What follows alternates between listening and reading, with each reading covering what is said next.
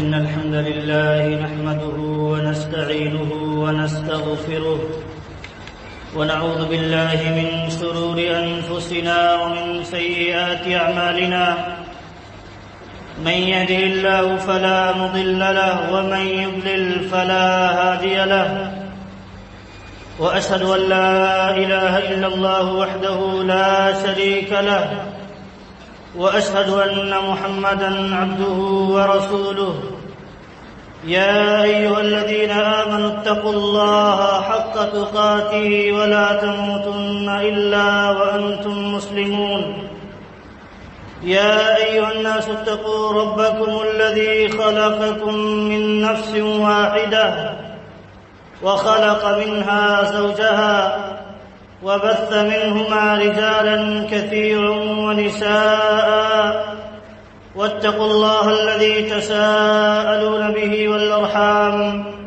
إن الله كان عليكم رقيبا يا أيها الذين آمنوا اتقوا الله وقولوا قولا سديدا يصلح لكم أعمالكم ويغفر لكم ذنوبكم ومن يطع الله ورسوله فقد فاز فوزا عظيما أما بعد فإن خير الحديث كتاب الله وخير الهدى هدى محمد صلى الله عليه وسلم وشر الأمور محدثاتها وكل محدثة بدعة وكل بدعة ضلالة وكل ضلالة في النار.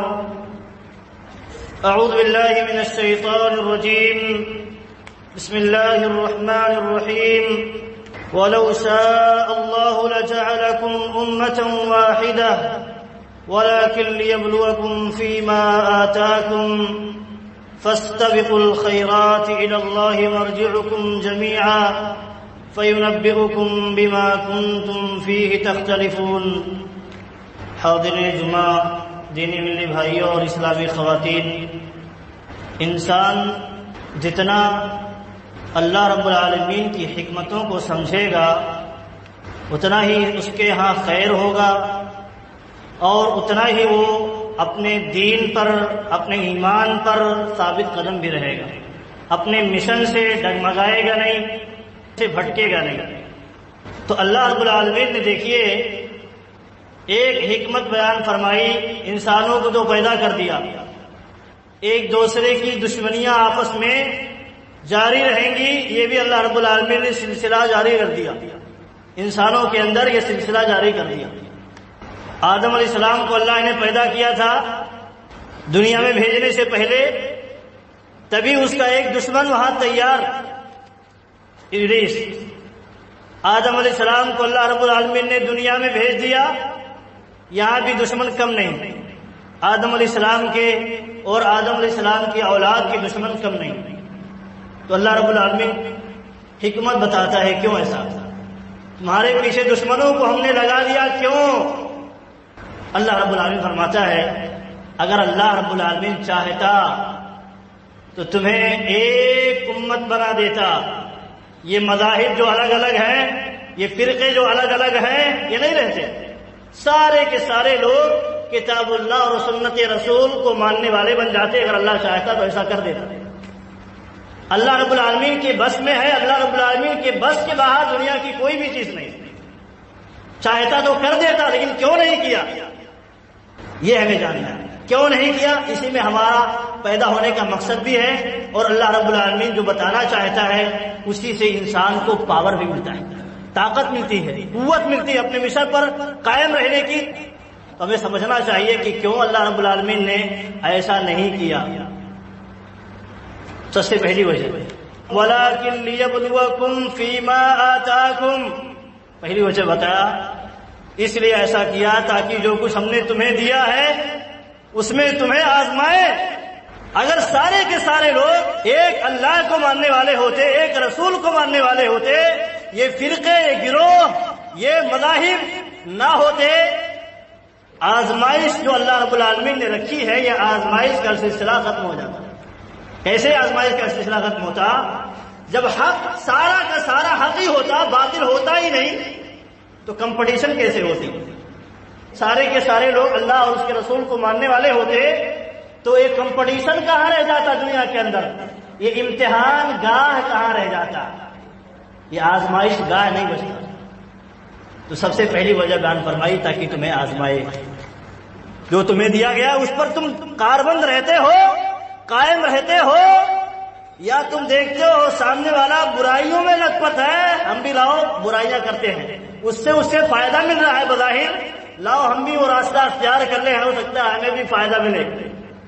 اللہ رب العالمین پہلا مقصد یہ بیان فرماتا ہے کہ تاکہ تمہیں آزمائے، کہ جو کچھ اللہ رب العالمین نے جو تمہیں دیا ہے اس آزمائش میں تم کامیاب ہوتے ہو یا پھسل جاتے ہو۔ اور دوسری بات یہ ہے کہ اللہ رب العالمین آزماتا ہے ایسے کہ کبھی کبھار ہمارے پاس جو ہے ہم اس پر کاربند ہیں، لیکن اس کو چھیننے کے لیے، ہمارے دلوں سے اس کو نکالنے کے لیے کچھ ایسے لوگوں کو مسلط بھی کرتا ہے جو ہمیں زبردستی ہمارے دلوں سے اس چیز کو، اس نعمت کو، دین اسلام کو نکالنے کی کوشش کرتے ہیں۔ تو اللہ رب العالمین چاہتا ہے آزمائے تمہیں کہ کون قائم رہتا ہے اور کون پھسل جاتا ہے۔ دشمن نہ ہوتے ایک کمپٹیشن کہاں رہ جاتا، دشمن نہ ہوتے اور اس طرح کے مذاہب الگ الگ دھرم کے ماننے والے نہ ہوتے، کمپٹیشن یہ دنیا نہیں رہ جاتی۔ آپ اپنے مشن پر، اپنے دین پر کتنا قائم رہتے ہیں، اللہ رب العالمین یہی چاہتا ہے دیکھنا اپنے بندوں سے۔ بندے اللہ کے غلام ہیں، اسی لیے اللہ رب العالمین نے انسان کو پیدا کیا ہے، دیکھے میرا بندہ میری اطاعت کتنا کرتا ہے، تنگی میں کرتا ہے، مشکل میں کرتا ہے یا چھوڑ دیتا ہے، خوشحالی میں تو بہت سارے لوگ کر جاتے ہیں۔ تو دوسری بات یہ فرمائی فاستبقوا الخیرات، ٹھیک ہے آزمائش تو ہے، اب ہمیں کرنا کیا ہے، کام میں اللہ رب العالمین نے بتا دیا۔ آزمائش کی جگہ ہے، دشمن ہمارے ارد گرد ہیں، رہیں گے قیامت تک رہیں گے، قیامت سے پہلے جو دن گزرے گا اس وقت تک یہ دشمنوں کا سلسلہ جاری رہے گا اہل حق کے خلاف۔ تو کرنا کیا ہے ہمیں، یہ تو آزمائش کی جگہ رہے گا، آپ ایسا کہو اللہ دشمنوں کو اٹھا لے، دشمنوں کا سلسلہ ختم کر دے، یہ نہیں ہوگا، یہ نہیں ہو سکتا ہے۔ یہ نظام ہے دنیا کا، اللہ رب العالمین نے جو پیدا کیا، دنیا کا جو مقصد ہے، انسانوں کے پیدا کرنے کا جو مقصد ہے دشمنوں سے جڑا ہوا ہے۔ اللہ رب العالمین نے کہا کام کیا ہے، دشمن تو لگے رہیں گے، کام ہمارا یہ ہے ہمیں اسی پر دھیان دینا چاہیے، اسی پر فوکس زیادہ کرنا چاہیے۔ فاستبقوا الخیرات، تو تم اچھے کاموں کی طرف کیا کرو، جلدی کرو، اچھے کاموں کی طرف جلدی کرو، غفلتوں میں مبتلا نہ رہو۔ کیوں؟ آگے اس کی ایک وجہ بیان فرما دی، کیوں ہم کہہ رہے ہیں کہ تم اچھے کاموں کی طرف جلدی کرو، ہو سکتا ہے موت آ جائے، آپ کو فرصت نہ ملے، اور دوسری بات یہ کہ جب موت آ جائے گی اِلَى اللَّهِ مَرْجِعُكُمْ جَمِيعًا، تم سب کے سب موت کے بعد اللہ رب العالمین کی طرف لوٹنے والے ہو۔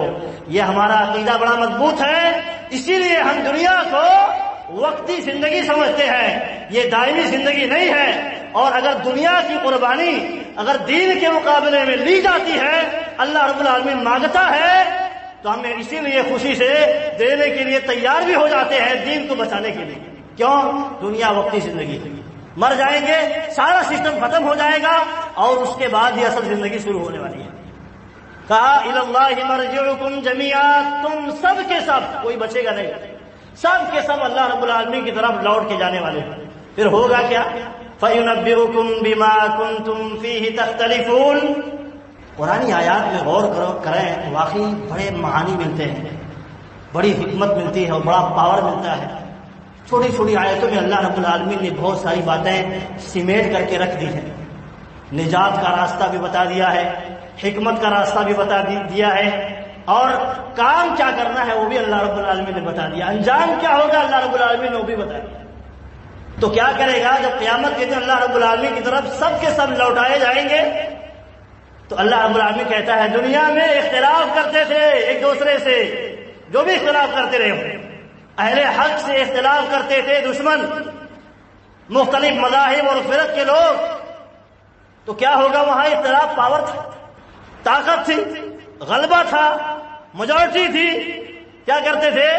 اپنے پاور کے بلبوتے اہل حق کو دبانے کی کوشش کرتے تھے، دنیا میں دبا لیے کیا ہے، کچھ دنوں تک دباؤ گے، اللہ رب العالمین پھر اٹھائے گا، اہل حق کو دنیا میں بھی اٹھائے گا، لیکن آخرت میں اللہ رب العالمین کہہ رہا ہے کہ تمہیں بتائے گا جو تم جس مسئلے میں اختلاف کرتے تھے، اختلاف کے شکار تھے، اس کی بنیاد پر دشمنیاں مول لیتے تھے، اللہ رب العالمین قیامت کے دن سارے اختلافات کو کلیئر کر دے گا، کون حق پر تھا کون باطل پر تھا۔ تو اسی لیے ہمیں جو کرنا ہے وہ یہی کرنا ہے کہ اچھے کام کی طرف جلدی کرنے کا، کیونکہ اللہ رب العالمین نے بتا دیا کیونکہ تمہارے پیچھے یہ دشمنوں کا جو سلسلہ ہے، اختلافات کا جو سلسلہ ہے، قیامت تک جاری رہے گا۔ تم سوچو اختلاف ختم ہو جائے گا تب ہم کچھ کریں گے، مٹ جاؤ گے۔ اختلاف ختم نہیں ہوگا، دشمنیاں ختم نہیں ہوں گی قیامت تک۔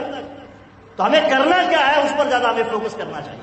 کوئی مسئلہ پیش آ جائے، وقت ہی آتا ہے مسئلہ پیش آتا ہے، انسان پوری قوت اسی میں جھونک دیتا ہو، اپنے اصل مشن کو چھوڑ کر کے اس کا وجود مٹ جائے گا، اس کا وجود مٹ جائے گا۔ اللہ رب العالمین نے فرمایا یا ایھا الناس انک کادح الی ربک کدحا فملاقیہ، اے انسان تو جان لے، کیا جان لے، انک کادح، دنیا کے اندر ہے جب تو مصیبتوں پر مصیبتیں جھیلنے والا ہے۔ ایک مصیبت ختم ہوگی، خوشحالی آئے گی، پھر کوئی مصیبت آ جائے گی۔ تو دنیا کی یہ زندگی ایسے ہی ہے، یہاں تک کہ تم اللہ سے ملاقات کر لو۔ جب تک انسان نہیں مرتا دنیا میں، زندہ جب تک ہے تب تک اس کے ساتھ مشکلات لگے ہوئے ہیں، لیکن مرنے کے بعد جو ہے وہ مشکلات کا سلسلہ اہل حق کے لیے ختم ہو جائے گا، اچھے لوگوں کے لیے ختم ہو جائے گا۔ تو پیغام اللہ رب العالمین دینا چاہتا ہے، دنیا کی زندگی ہے تو آرام نہ ڈھونڈو، کبھی کوئی مشکل آیا اس مشکل میں اپنے اصل مشن کو چھوڑ نہ دو، بلکہ قائم رہو، اپنے مشن پر بھی قائم رہو، مشکلات کا بھی ڈٹ کر کے مقابلہ کرو، ہمت رکھو۔ اللہ رب العالمین نے ایک امت اس دنیا میں اس لیے نہیں بنائی کیونکہ جبر ہو جاتا ہے، جبر ہو جاتا ہے۔ اللہ رب العالمین گویا انسانوں کو اپنے پاور کی بنیاد پر سب کو کہہ رہا ہے تم اہل حق ہو جاؤ، انسانوں کا کوئی اختیار نہیں۔ اور دوسری بات یہ ہے کہ تاکہ مومن اور کافر میں تمیز ہو جائے، اگر یہ کمپٹیشن نہ رہے، یہ امتحان نہ رہے تو تمیز کیسے ہوگی؟ یہ سسٹم نہ رہے اختلافات کا تو کیسے کہا جائے گا یہ مومن ہے، یہ منافق ہے، یہ کافر ہے؟ اور اسی بنیاد پر اللہ تعالیٰ کے یہاں فیصلہ ہوگا، جو ایمان پر ہوگا جنت ملے گی، اور جو کفر پر ہوگا، نفاق پر ہوگا، اسے جہنم ملے گا۔ تو اللہ رب العالمین نے اسی لیے سارے لوگوں کو ایک نہیں بنایا، اور اس لیے بھی کہ دیکھیں اگر سارے کے سارے لوگ ایک ہوتے تو دعوت و تبلیغ کہاں رہ جاتا، دعوت و تبلیغ کا سلسلہ ختم ہو جاتا، بھلائی کا حکم دینا، برائیوں سے روکنا، کیونکہ برائیاں ہیں ہی نہیں، سب بھلائیاں ہی بھلائیاں ہیں، تو یہ مشن بھی ختم ہو جاتا۔ تو جس کی بنیاد پر اللہ رب العالمین انسان کو کوشش کرتا ہے، جب سارے کے سارے لوگ ایک جیسے ہو جاتے تو کوششیں کہاں رہ جاتی؟ تو جب باطل ہے، باطل کے سامنے اپنے آپ کو ابھارنا ہے، قائم رہنا ہے اور اس کو بچانے کی کوشش کرنا ہے، اسی عمل پر اللہ رب العالمین آپ کو بدلہ دے گا، اسی عمل پر اللہ رب العالمین آپ کو بدلہ دے گا۔ تو اسی لیے اہل علم بیان فرماتے ہیں کہ اللہ رب العالمین نے جو یہ بات بیان فرمائی ہے کہ انسان کو، سارے لوگوں کو ایک امت نہیں بنایا ہے، تو اس میں ایک بہت بنیادی حکمت یہی ہے کہ انسان کو جو پیدا کیا ہے اسی میں اس کا مقصد چھپا ہوا ہے۔ ایک ہوتے سارے کے سارے تو مقصد فوت ہو جاتا، جیسے فرشتے ایک ہیں، اللہ رب العالمین کا جو حکم ہوتا ہے وہی کر سکتے ہیں، وہ کچھ نہیں کر سکتے، تو انسانوں کو بھی بنانے کا الگ سے کیا فائدہ ہوتا، الگ سے یہ مخلوق کیا ضرورت ہے؟ تو اللہ رب العالمین نے پیدا کیا۔ تو یہ مقصد ہم سمجھیں گے کہ اللہ رب العالمین نے جو اختلافات کا سلسلہ کیا ہے تو آپ بہت زیادہ گھبراہٹ میں مبتلا نہیں ہوں گے، اور دوسری بات یہ کہ آپ اپنے کام کی فکر کریں گے، آپ سے کیا مطلوب ہے، اس کام پہ ہمیں فوکس کرنا ہے، دھیان دینا ہے، اور اسی سے ہمیں فائدہ ملے گا، جنت نصیب ہوگی اور جہنم سے ہم بچ سکیں گے۔ اور دوسری بات یہ کہ جو یہ بات یہاں ذکر میں آئی کہ امر بالمعروف نہی عن المنکر کا سلسلہ ختم ہو جاتا، تو اللہ رب العالمین چاہتا ہے جو دنیا قائم ہے کیونکہ دنیا میں اختلافات موجود ہیں، اللہ نے باقی رکھا ہے، اس کی حکمت ہے۔ حکمت آپ نے سنی تو اللہ رب العالمین نے اس دنیا کو بچانے کے لیے امر بالمعروف اور نہی عن المنکر، بھلائی کا حکم دینا، برائیوں سے روکنا، اس کا سلسلہ قائم کر دیا تاکہ لوگ جو برائیوں کی طرف جا رہے ہیں، برائیوں کی طرف، وہ ہدایت کی طرف آ جائیں۔ جب کوئی تبلیغ کرنے والا ہوگا، بتانے والا ہوگا، تبھی تو آئیں گے۔ جو ہدایت سے غافل ہے وہ ہدایت کی طرف آ جائیں۔ تو دعوت و تبلیغ کا بھی سلسلہ اللہ رب العالمین نے جاری کر دیا۔ اور ایک بات یہ ہے کہ آپ دیکھیں مشکلات کے وقت میں، مسائل کے وقت میں فتنے جو ہیں، فتنے اور اس طرح گمراہیاں جو ہیں بڑی جلدی اور بڑی تیزی کے ساتھ پروان چڑھتی ہیں۔ بہت تیزی کے ساتھ فتنوں کے وقت میں، مشکلات کے وقت میں بہت تیزی کے ساتھ برائیاں اور گمراہیاں عام ہوتی ہیں، پروان چڑھتی ہیں۔ لہذا فتنوں کے وقت میں دعوتی مشن کو قائم رکھنے کی بہت بڑی ضرورت ہے۔ آپ مثالوں کے ذریعے آپ دیکھیں گے تمام امتوں میں مثالوں کے ذریعے آپ جب دیکھیں گے گمراہیاں اسی وقت زیادہ عام ہوئی جس وقت انسان مشکلات میں گھرا ہوا تھا اور ساری ایکٹیویٹیز کو چھوڑ کر کے اسی مشکل میں گر گیا تھا اور کچھ سوچتا ہی نہیں تھا۔ تو کیا ہوا؟ جو باطل تحریکیں ہیں، باطل تنظیمیں ہیں، وہ تو لگی ہوئی ہیں آپ کو گمراہ کرنے کے لیے، آپ کو بھٹکانے کے لیے۔ تو اگر آپ دعوتی مشن کمزور کر دیں گے تو یہ غالب ہو جائیں گے، اور کئی فرقے جو ابھی نہیں پیدا ہوئی وہ بھی پیدا ہو جائیں گے۔ بہت دور ہم نہیں جاتے ہیں، ایک موٹی مثال لے لیتے ہیں۔ انگریز کا دور تھا ہندوستان میں، انگریز کا دور تھا، فتنوں کا وقت تھا، مسائل کا وقت تھا، مشکلات کا وقت تھا ہندوستانیوں کے لیے۔ اس وقت آپ دیکھیں ان فتنوں کے زمانے میں ان کے جبر و تشدد سے، ظلم سے بچنے کے لیے جب لوگ کھڑے ہوئے اور دعوتی مشن نہ ہونا چاہیے تھا اتنا نہیں تھا، تو کیا ہوا؟ دیکھیے انگریزوں نے اس زمانے میں اس کمزوری کا فائدہ اٹھاتے ہوئے قادیانیت کو جنم دیا۔ قادیانیت کس زمانے میں پیدا ہوئی؟ مرزا غلام احمد قادیانی انگریزوں ہی کا پالا ہوا تھا، اور اسی انگریز نے اس تحریک کو، اس فتنے کو زمانے میں عام کیا، کیونکہ سارے لوگوں کا فوکس یہ تھا انگریز کے چنگل سے ہم بچ جائیں۔ فوکس اچھا تھا، لیکن اس کے پیچھے آپ کا جو اصل مشن ہے وہ آپ نہیں چھوڑ سکتے۔ وہ چھوڑیں گے تو دنیا کا جو نظام ہے، جو سسٹم ہے، وہ بیٹھنے والا نہیں ہے، دشمن بیٹھنے والے نہیں ہیں۔ آپ کا شکار ضرور کریں گے، آپ ہی کا شکار کریں گے، مسلمانوں کا ہی شکار کریں گے بڑی اچھے انداز میں۔ تو آپ دیکھیں مرزائیت پیدا ہو گئی، ایسے ہی بریلیت کا وجود آیا، ایسے ہی اور دیگر فرقوں کا وجود ہوا اس زمانے میں، اور بڑی تیزی کے ساتھ پھیلا۔ آپ دیکھیں بڑی تیزی کے ساتھ پھیلا، کیوں؟ لوگ ایک مشکل میں گھرے ہوئے تھے اور دعوتی مشن کو اتنا جتنا ہونا چاہیے تھا اتنا نہیں انجام پا رہا تھا، اس لیے یہ پروان چڑھ گیا، یہ باطل پروان چڑھ گیا۔ اور خود اپنے مسلمانوں میں ایک مسلمان جو اللہ کو ماننے والا تھا، رسول کو ماننے والا تھا، اور نبی کے بعد، نبی صلی اللہ علیہ وسلم کے بعد نبوت کا کہتا تھا، نبوت کا سلسلہ قائم نہیں ہو سکتا، خاتم نبوت کون ہے؟ نبی صلی اللہ علیہ وسلم، اس کے بعد کوئی نبی نہیں ہو سکتا، نہیں آ سکتا۔ مرزا غلام احمد قادیانی کو نبی مان لیا لوگوں نے۔ کیسے؟ جب علم نہیں ہے، دعوت نہیں پہنچی ان تک، مسلمانوں ہی نے اسے مانا۔ آپ سوچیں، مسلمانوں ہی نے مانا۔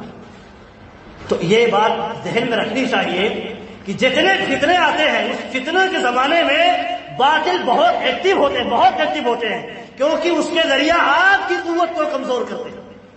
ایک جماعت ہے، ایک طبقہ ہے، پورا ایک بیلٹ ہے، کوئی اس میں دوسرے نظریات کے لوگ نہیں ہیں، مضبوط ہیں، ڈرتے ہیں، مضبوط ہیں۔ اب کیا کریں گے؟ یہ باطل مقابلہ تو نہیں ہو پا رہا ہے، کیا کریں گے؟ آپ ہی میں سے کچھ لوگوں کو چنیں گے، ان کا برین واش کریں گے، ذہن و دماغ میں کچھ ایسی چیزیں ڈالیں گے کہ آپ کچھ نیا کریں، آپ اپنی جماعت سے ہٹ کر کے کچھ نیا کریں، ایک نئی جماعت تیار ہو۔ جب دو جماعت ایک جماعت میں تیار ہو جائے گی تو دونوں میں آپس میں لڑیں گے، وہ تیسرا راج کرے گا۔ تیسرا کیا کرے گا؟ راج کرے گا، کیونکہ آپس میں تم بکھر گئے ہو، کمزور ہو گئے ہو، تو تیسرے کو دخل دینے کا موقع مل جاتا ہے۔ تو یہ بیان کرنے کا مقصد یہ ہے کہ دیکھیے آج جو بھی مشکلات مسائل ہمارے درمیان ہیں، اللہ رب العالمین ہمیں اس میں نجات دے اور ہمیں دین پر ثابت قدم رہنے کی توفیق دے۔ اس میں آپ دیکھیں باطل طاقتیں، باطل قوتیں، جو ایک تو یہ ہے کہ اپنا ظلم ڈھانے کی کوشش کر رہے ہیں وہ الگ ہے، لیکن ان کے پیچھے اور لوگ جو ابھی تک باطل کو پھیلانے میں کامیاب نہیں ہوئے تھے، آج پھیلانے میں دیکھیں کہ بہت زیادہ کامیاب ہو رہے ہیں، بہت زیادہ کامیاب ہو رہے ہیں، کیونکہ سارے لوگ آئے ہیں ایک مشن کے لیے، اپنے آپ کو ظلم سے بچانے کے لیے نکل آئے ہیں، لیکن اس کے پیچھے ایک جو پاور ہونا چاہیے، وہ پاور کمزور ہے، دعوتی پاور، اور انبیائی مشن جو تھا، دعوت کا مشن جو تھا، توحید کا مشن جو تھا، وہ کمزور ہے۔ تو آپ دیکھیں باطل اس بھیڑ کا، اس جمگٹھے کا، اس سیلاب کا فائدہ اٹھا رہا ہے۔ کس طرح آپ دیکھیں دہریت یا الحاد جس کو کہتے ہیں بے دینی، کسی ہم دین کو نہیں مانتے، ہم آزاد ہیں، آزاد ہیں۔ آج ہم آزادی کا نعرہ لگا رہے ہیں، اور اسی آزادی کے نعرے میں آپ کے درمیان، ہمارے درمیان ایک ایسا نعرہ شامل کرنے کی کوشش کی جاتی ہے، ایک ایسے نعرے کو جگہ دی جا رہی ہے جو ہمارے دین کے بالکل خلاف ہے، اور اگر ہم اسی پر اس کو مانتے ہوئے مر جائیں مسلمان نہیں بچے گے۔ ظلم سے آزادی چاہتے ہیں، مطلوب ہے، لیکن کہیں ایسا نہ ہو آپ اس آزادی کے چکر میں ہم دین سے بھی آزادی چاہتے ہیں، اس طرح کا نعرہ آپ کے اندر شامل کر دیا جائے اور آپ ایکسپٹ کر لیں، جیسا کہ میڈیا کے لوگ یا جو بھی اس طرح کے لوگ بیٹھے ہوئے ہیں باطل کو پھیلانے والے، وہ کوشش کر رہے ہیں۔ علماء سے آزادی چاہیے، علماء کے اندر میں ہمیں رہنے کی ضرورت نہیں ہے، پھیلایا جا رہا ہے۔ ہم کسی جماعت کے پابند نہیں ہیں، آزادی چاہیے، یہ پھیلایا جا رہا ہے۔ اور ایسے وقت میں، ایسے مشکل ماحول میں اس طرح کی چیزیں بہت تیزی کے ساتھ پھیل جاتی ہیں، جسے ہمیں سمجھنے کی ضرورت ہے۔ دنیا ہم نے اس لیے بیان فرمایا، یہ دنیا اختلافات کی جگہ ہے، رہے گی قیامت تک، لیکن اس کے پیچھے آپ کو کیا کرنا ہے وہ زیادہ دھیان دینا ہے۔ مشکلات آتے رہیں گے، لیکن ہمیں کرنا کیا ہے وہ ہماری جو ذمہ داری ہے اسے زیادہ ہمیں دھیان دینا چاہیے، اس کی فکر ہمیں زیادہ ہونی چاہیے، کیونکہ وہ اگر ہاتھ سے چلا گیا دونوں چلا جائے گا، کچھ نہیں بچے گا، دونوں چلا جائے گا۔ کیونکہ اللہ رب العالمین نے کہا وَلَيَنْصُرَنَّ اللَّهُ مَنْ يَنْصُرُهُ إِنَّ اللَّهَ لَقَوِيٌّ عَزِيزٌ۔ اے لوگوں یاد رکھو، جو اللہ کی مدد کرے گا اللہ اس کی مدد کرے گا، اور اللہ کی مدد کیا ہے بھائی؟ اللہ مدد کا محتاج ہے؟ اللہ مدد کا محتاج نہیں ہے، بلکہ اللہ رب العالمین کہتا ہے تم خود کی مدد کرو گے تو یہی اللہ کی مدد ہے۔ خود کی مدد کیا ہے؟ دین پر قائم رہو گے اور لوگوں کو دین پر قائم کرنے کی کوشش کرو گے، دین کا پرچار کرو گے، پھیلاؤ گے، تو یہی اللہ کی مدد ہے، اور اس میں تمہاری مدد ہے۔ آگے فرمایا ان اللہ لقوی عزیز۔ یاد رکھو، اگر تم اللہ کی مدد کرو گے تو اللہ بڑا غالب ہے، بڑا قوی ہے، عزیز ہے، اس کے سامنے کوئی مقابلہ نہیں کر سکتا، یہ ایمان ہے ہمارا، ہم بہت مضبوط ہونا چاہیے۔ آگے اللہ رب العالمین نے فرمایا الذین ان مکناہم فی الارض۔ اللہ رب العالمین کہتا ہے ہم نے زمین میں بسایا، زمین میں جگہ دی، یا کسی ملک میں جگہ دی، پناہ دی، ٹھہرایا، تو کیا کرنا ہے؟ اقاموا الصلاۃ، نماز قائم کرتے ہیں، پہلا کام اللہ کی مدد ہوگی، اللہ کی مدد آئے گی نماز قائم کرنے سے۔ اور کہا وآتوا الزکاۃ، زکات دیتے ہیں، زکات دینے سے بھی اللہ رب العالمین کی مدد آتی ہے، کیونکہ جب زکات دیتا ہے جو کمزور مسلمانوں میں ہوتے ہیں وہ مضبوط ہوتے ہیں۔ اور آگے فرمایا وَأَمَرُوا بِالْمَعْرُوفِ وَنَهُوا عَنِ الْمُنكَرِ، بھلائی کا حکم دیتے ہیں، برائیوں سے روکتے ہیں۔ وَلِلَّهِ عَاقِبَةُ الْأُمُورِ، آپ اکیلے ہیں، آپ کی تعداد، مسلمانوں کی تعداد تھوڑی ہو، آپ اگر بھلائیوں کا حکم دیں بڑی ہو جائے، برائیوں سے روکنے والے تھوڑے ہو جائیں، تو آپ دنیا میں پاورفل ہوئے نہیں ہوئے؟ پاورفل ہوئے بھلائی کا حکم دینے سے، دعوت کا کام کرنے سے آپ قوی ہوگی، مضبوط ہوگی، اللہ رب العالمین نے گویا آپ کی مدد فرما دی۔ لیکن اگر آپ تھوڑے بھی ہوں، دعوت کو سمیٹ کے رکھیں، دعوت کا کام آگے بڑھانے کے لیے نہ بڑھے، تو جو تھوڑے ہیں نا وہ بھی سمٹ کر کے کم ہو جائیں گے، بلکہ اس تھوڑے کو کچلنے کے لیے سارے لوگ تیار نہیں۔ تو اس کو بڑھانا ہے، پھیلانا ہے، تو اللہ رب العالمین نے کہا اور مضبوطی چاہنا ہے اور مدد چاہنا ہے تو آپ کو اس کو پھیلانا پڑے گا، مضبوط کرنا پڑے گا، عام کرنا پڑے گا۔ کسی سماج میں آپ دیکھیں کوئی اچھا آدمی ہو لیکن وہاں سارے کے سارے برے لوگ ہوں تو وہ اپنا سینہ چوڑا کر کے انسان چل بھی نہیں سکتا ہے، سر اٹھا کر کے عزت سے چل بھی نہیں سکتا۔ وہ برے لوگ اسے اتنا ذلیل کرتے ہیں، اتنا ذلیل کرتے ہیں، اسے مطلب ذلت محسوس ہوتی ہے، وہ اپنے حق پر بھی عزت سے قائم نہیں رہ پاتا۔ کیوں؟ وہ اکیلا ہے، کمزور ہے۔ کمزور کس لیے ہے؟ کیونکہ اس کے پاس حق ہے، اس نے پھیلایا نہیں۔ جب پھیلائے گا نہیں تو لوگ سپورٹ کیسے کریں گے؟ آپ جانیں گے نہیں تو سپورٹ کیسے کریں گے؟ آپ کی مدد کیسے کریں گے؟ تو ہر حال میں، ہر موقع پر، ہر مشکل وقت میں آپ کو دعوت کا مشن لے کر کے چلنا ہے۔ اس مشن کو ہم نہیں چھوڑ سکتے ہیں، کیونکہ یہ مشن اگر چھوٹ گیا اللہ کی مدد ختم ہو جائے گی۔ تو یہ بات یاد رکھنی چاہیے کہ اگر ہمیں مدد چاہیے دنیا کے اندر تو جو اصل مقصد ہے اپنے پیدا ہونے کا اس کو ادا کریں، نماز قائم کریں، زکوٰۃ دیں، اور جو ذمہ داریاں اس کو ادا کریں، اور دعوت کے مشن کو نہ چھوڑیں۔ دعوت کا مشن لے کر کے چلتے رہیں۔ اور دعوت کا مشن کیا ہے؟ ہر کوئی اپنے استطاعت کے مطابق، اپنے علم کے مطابق، اپنی طاقت اور قوت کے مطابق ہر کوئی مکلف ہے۔ کنتم خیر امۃ اخرجت للناس تأمرون بالمعروف وتنہون عن المنکر وتؤمنون باللہ۔ اللہ رب العالمین نے یہی ذمہ داری دے دی ہے، بتا دیا ہے امت محمدیہ کی ذمہ داری کیا ہے، بتا دیا ہے۔ کہا تم خیر امت ہو، خیر امت، تم سے بہتر امت کوئی گزری ہی نہیں ہے۔ کیسے بھائی تم خیر امت ہو گئے؟ اور امتیں جو گزری ہیں اللہ والی تھیں، دین پر قائم رہنے والی تھی، وہ خیر امت کیوں نہیں؟ اللہ رب العالمین نے بتا دیا کہ تأمرون بالمعروف، تمہارا کام بڑا اچھا ہے، اس لیے خیر امت کا تمغہ تو ملا ہے، وہ کام کی وجہ سے ملا ہے۔ کام کیا ہے؟ تم بھلائی کا لوگوں میں حکم دیتے ہو، بھلائی کا حکم دیتے ہو اور برائیوں سے روکتے ہو، برائیوں سے منع کرتے ہو لوگوں۔ وتؤمنون باللہ، اور اللہ پر ایمان رکھتے ہو۔ تو یہ کام ہے، اور اگر ہم یہ کام ادا نہیں کریں گے تو کیا خیریت جو ہمیں ملی ہے، خیر امت کا جو لقب ہمیں ملا ہے، اللہ رب العالمین چھین لے گا۔ تو اس لیے دعوت کا جو مشن ہے اسی لیے ہے کہ آپ اپنے مشن پر قائم رہیں گے تو آپ مضبوط رہیں گے، اللہ کی مدد بھی آئے گی، اور آپ کی سماج میں عزت بھی ہوگی، آپ کا غلبہ بھی رہے گا۔ لیکن آپ جب دعوت کو محدود کر دیں گے، دعوت سمٹ جائے گا، تو آپ ہی کے بیچ میں، آپ ہی کے گھر میں کوئی غیر مسلموں سے متاثر ہو کر کے آئے گا اور آپ سے حجت بازی کرے گا، آپ سے مقابلہ کرے گا، آپ سے لڑے گا۔ کیوں؟ آپ نے اسے صحیح دین نہیں بتایا تھا، نہیں ہم نے بتایا، کہیں سے اور سے سیکھ کے آ گیا۔ آپ ہی کے اندر کمزوری پیدا ہو گئی، مسلمان خود کمزور ہو گیا۔ کیوں؟ دعوت اس کے پاس جب نہیں پہنچی، وہ خود تو کمزور تھا، خود اور کمزور ہو گیا کہ اپنے جو لوگ تھے اس کو بھی باہر نکال دیا دعوت کی کمزوری کی بنیاد پر، اور دوسروں کو لانے کی جو ضرورت تھی وہ لا تو نہیں سکا، لیکن اپنوں کو گنوا دیا۔ تو اس لیے ضرورت ہے کہ جو کچھ ہمارے پاس موجود ہے، جو ہم مسلمان، جو ہمارے دعوے دار ہیں مسلمان ہونے کے، تو ہماری جو دعوت کی ذمہ داری ہے اس کو ادا کرتے رہنا چاہیے۔ کسی بھی ماحول میں، کسی بھی مشن پر، کسی بھی مسئلے میں، کسی بھی مشکلات میں ہم رہیں، لیکن اس وقت بھی ہمیں یہ ذمہ داری نہیں چھوڑنی چاہیے دعوت کی، کیونکہ جب بھی ہم یہ ذمہ داری چھوڑ دیں گے تب کمزور ہو جائیں گے۔ اللہ کے نبی صلی اللہ علیہ وسلم نے بیان فرمایا تھا کہ اس امت کا ایک گروہ قیامت تک حق پر قائم رہے گا، جیسے باطل رہیں گے نا، ایسے ہی ایک گروہ حق پر قیامت تک قائم رہے گا۔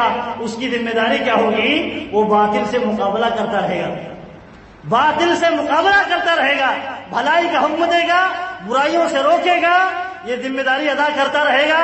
اسی لیے اس کا وجود قیامت تک باقی بھی رہے گا، اور جو دعوت کی ذمہ داری چھوڑ دیتا ہے اس کا وجود مٹ جاتا ہے۔ آپ دیکھیں بہت ساری کمپنیاں چلتی رہتی ہیں، پرچار کیوں اتنا زیادہ وہ کرتی ہیں؟ ماہرین تجارت نے کہا ہے آج کل کی جو کمپنیاں ہیں، بڑی بڑی کمپنیاں، وہ سامان پر جتنا پیسہ لگانا چاہیے اتنا پیسہ نہیں لگاتی ہیں جتنا ایڈورٹائزنگ پہ لگاتی ہیں۔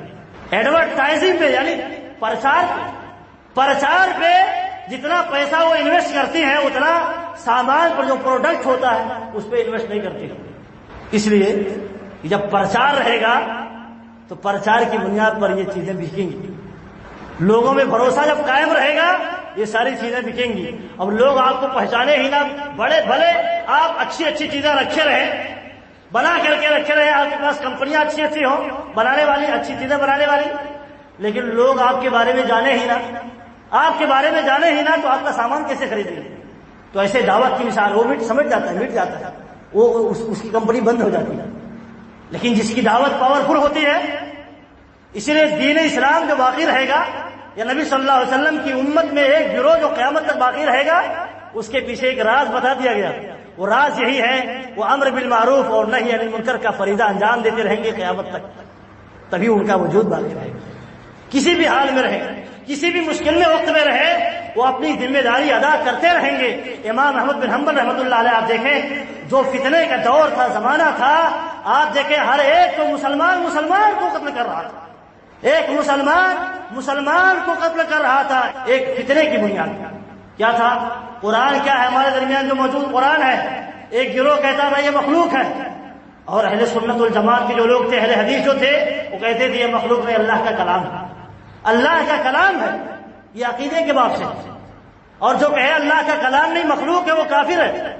امام احمد بن حنبل رحمۃ اللہ علیہ کے زمانے میں جو یہ نہیں کہتا یہ مخلوق ہے, اسے قتل کر دیا جاتا, مسلمان کو قتل کرتا تھا. آپ سوچیں امام احمد بن حنبل رحمۃ اللہ علیہ نے اس وقت میں کتنی حکمت, کتنی بصیرت اور کتنی ایمانی ذمہ داری کو ادا کیا. آپ دیکھیں وہی ایسے باقی رہتا ہے. کوئی اگر پلر مضبوط نہ ہو بلڈنگ ڈھہ جائے گی. پلر مضبوط ہونا چاہیے کوئی نہ کوئی, جس کے سامنے سارے کے سارے لوگ جڑے رہیں, سارا پاور اس سے جڑا رہے.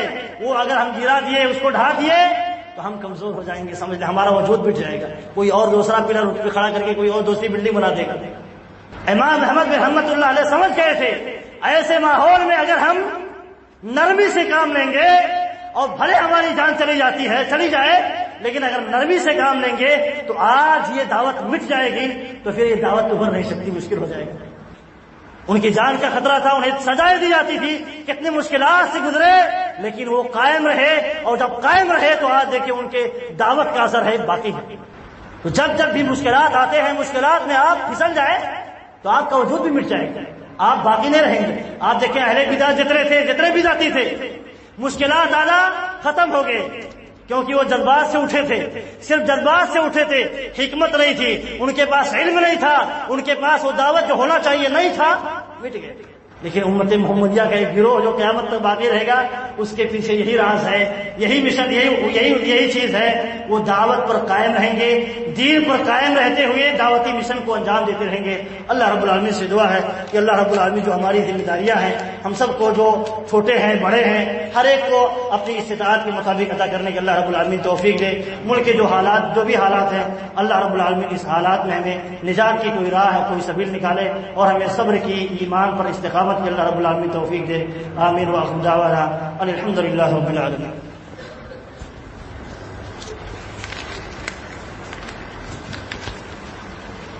إن الحمد لله نحمده ونستعينه ونستغفره ونعوذ بالله من شرور أنفسنا ومن سيئات أعمالنا, من يهده الله فلا مضل له ومن يضلل فلا هادي له, وأشهد أن لا إله إلا الله وحده لا شريك له, وأشهد أن محمدا عبده ورسوله. يا أيها الذين آمنوا صلوا عليه وسلموا تسليما. اللهم صل على محمد وعلى آل محمد كما صليت على إبراهيم وعلى آل إبراهيم إنك حميد مجيد. اللهم بارك على محمد وعلى آل محمد كما باركت على إبراهيم وعلى آل إبراهيم إنك حميد مجيد. عباد الله رحمكم الله, إن الله يأمر بالعدل والإحسان وإيتاء ذي القربى وينهى عن الفحشاء والمنكر والبغي يعظكم لعلكم تذكرون.